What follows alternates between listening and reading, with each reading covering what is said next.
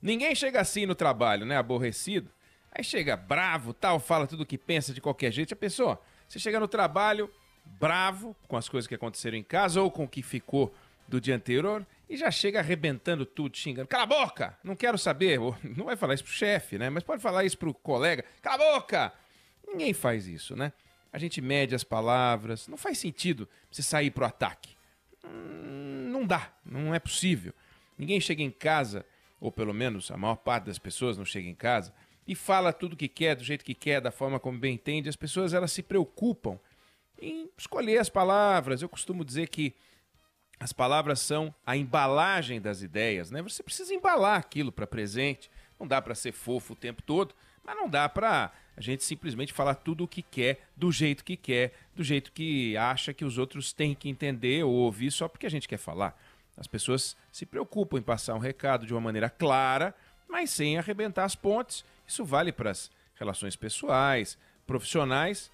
Claro, quando chegam as redes sociais, aí surgiu, né, uma segunda camada de relacionamento entre as pessoas, que é uma camada em que as pessoas deixam de lado esse comportamento do mundo real, do mundo analógico, e elas adotam uma segunda personalidade. Então você tem o CPF, você tem o eCPF, você tem uma personalidade digital, né? O eu do mundo físico, o eu do mundo virtual. E essa diferença tem sido muito estudada, tem muito trabalho interessante sobre isso. Falam sobre as fotos, por exemplo. Você olha as fotos das redes sociais, é sempre aquela alegria. Até na pandemia, todo mundo criativo, todo mundo fazendo coisas alegres, energia, bom humor. Coisa que a vida real não é, né? Não que seja o oposto disso, mas é mais complexa. Você pega os grandes esportistas, toda hora estão colocando desafios, parece que eles passam o dia fazendo isso, né? Desafios, se divertindo, cozinhando, pratos novos e tal. Mas a vida real, que tem um pouco disso, tem os desafios. Começa assim, você tem filhos em casa, tem que fazer os filhos estudarem. E as famílias que não têm acesso à internet? Elas olham essas imagens da rede social e não são reais para a vida delas, né? Você pega o desafio do isolamento. Tem muitas famílias que não têm espaço físico para cumprir as metas do isolamento. No entanto, várias das imagens postadas na rede social parece que está tudo bacana e tal. E os que não têm dinheiro para financiar esse isolamento, né? Então, nas redes, isso também tem sido muito estudado.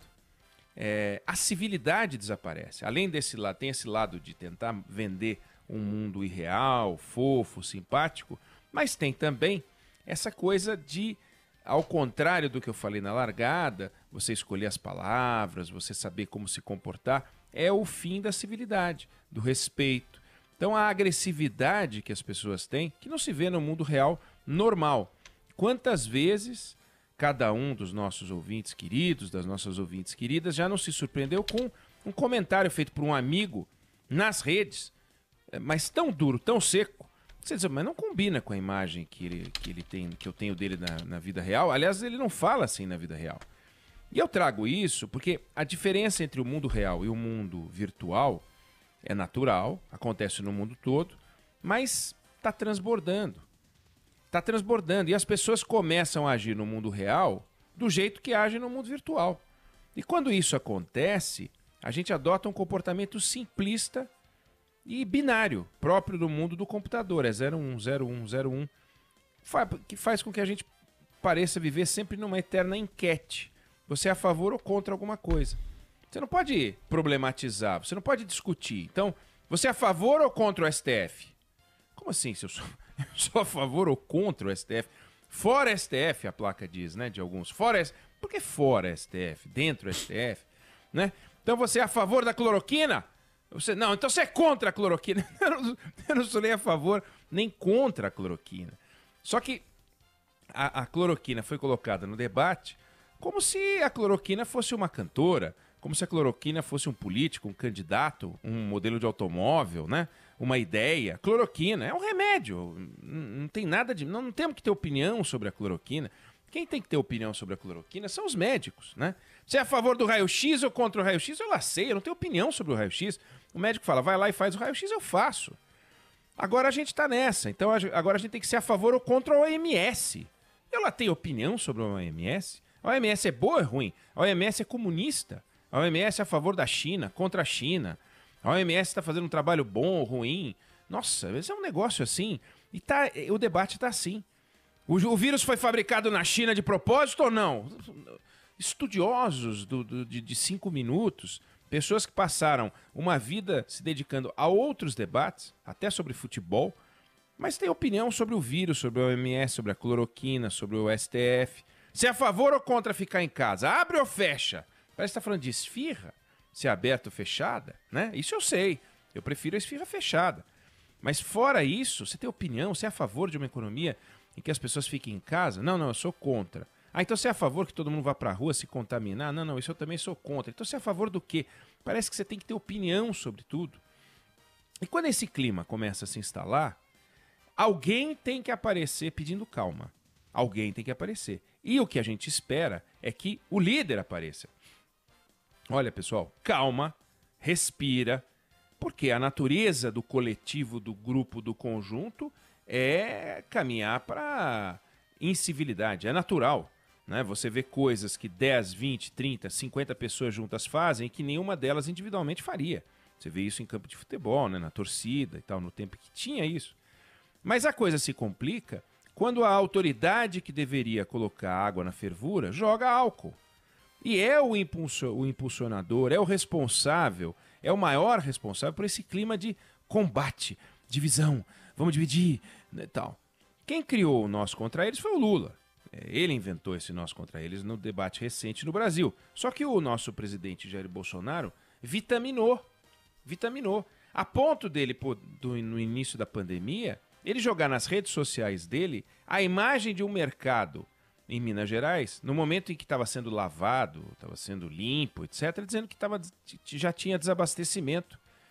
Aí foi a imprensa, que não lida com fake news, ao contrário desse post, foi lá e mostrou, olha, não é verdade, o mercado está com abastecimento normal, né?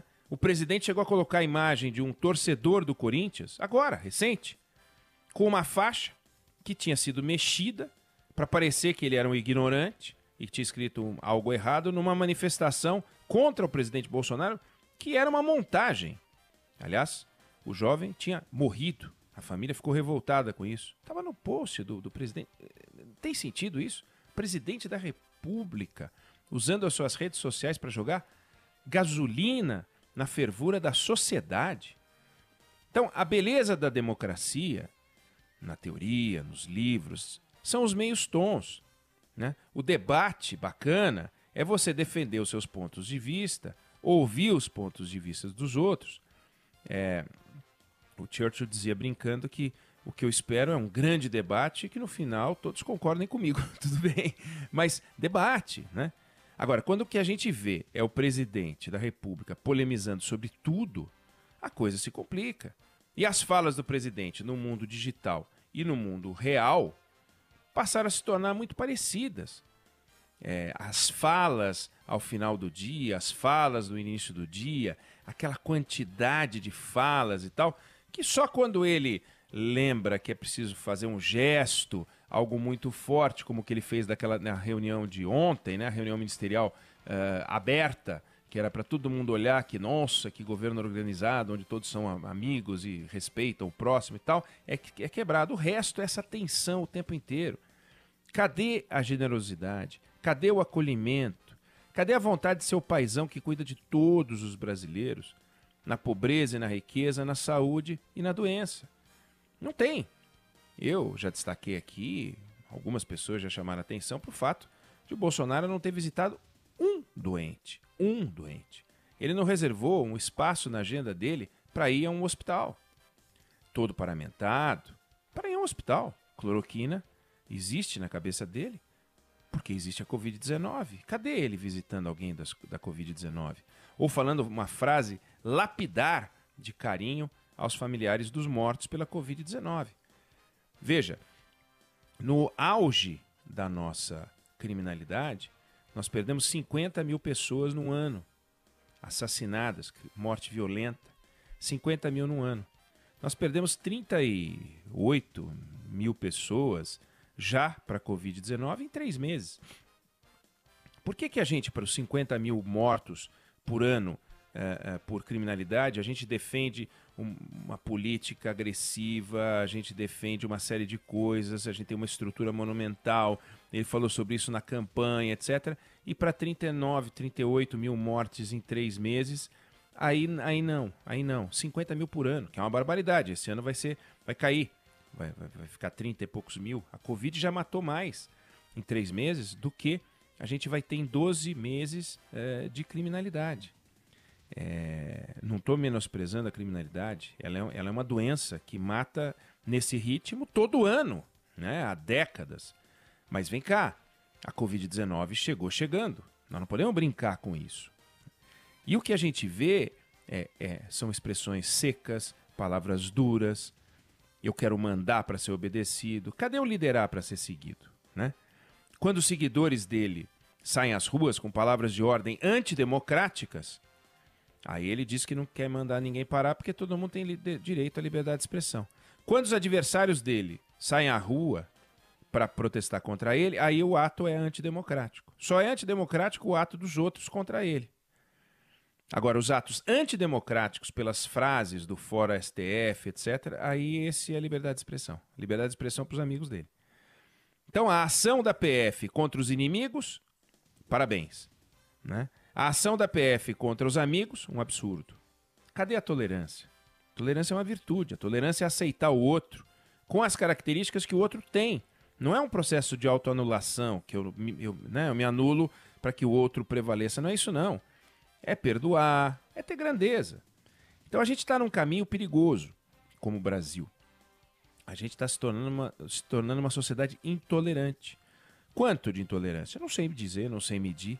Mas eu sei que, se essa intolerância continua, a gente vai parar no fanatismo. A ideia de que tudo é uma causa, tudo é uma crença, tudo é uma agenda, e que a gente tem que estar disposto a viver, a morrer, a matar. Não é assim. A gente tem que estar disposto a debater, com tolerância. Ninguém se acha fanático, né? O fanático é sempre o outro. Mas na medida em que a gente perde a civilidade nos argumentos, a gente corre o risco real de agressão um contra o outro. E aí as pessoas de bem, as pessoas lúcidas, precisam apontar esse traço que é humano, que é a tendência ao fanatismo, mas que precisa ser enfrentado. A gente está vivendo uma crise que favorece os extremos, natural. A gente precisa escapar desses extremos, das ideias obsessivas, né? Da intransigência, da irracionalidade, da ideia simplista. Isso que eu falei de a favor ou contra o STF, a favor ou contra a cloroquina, o OMS, etc. e tal, é o simplismo. A gente está vivendo uma era de ansiedade, e essa ansiedade tem razão de ser. A gente saiu de uma fase econômica horrível e mergulhou numa fase péssima da pandemia, que vai nos colocar numa outra fase econômica horrível. Já nos colocou. Então o papel do líder nessa hora é vital. E o presidente tem faltado como líder. Ele pegou uma nação marcada pela incerteza e veio com resposta simples. Cloroquina, apesar das evidências, abertura econômica, apesar das evidências. Ele não está nem aí se isso faz sentido ou não faz sentido. Ontem, aliás, segunda, né? O presidente do Supremo chegou a falar em trégua, chegou a falar em frases dúbias do presidente. E onde é que isso vai nos levar, né? A uma sociedade em que, em vez da gente eleger o vírus certo, a gente elege o vírus errado. Fica parecendo que o vírus é a ideia dos outros, em que o vírus a ser vencido é o outro. E não é. O vírus a ser vencido é o coronavírus. Isso não muda. O outro não é um vírus. O outro é alguém que tem que ser preservado e respeitado.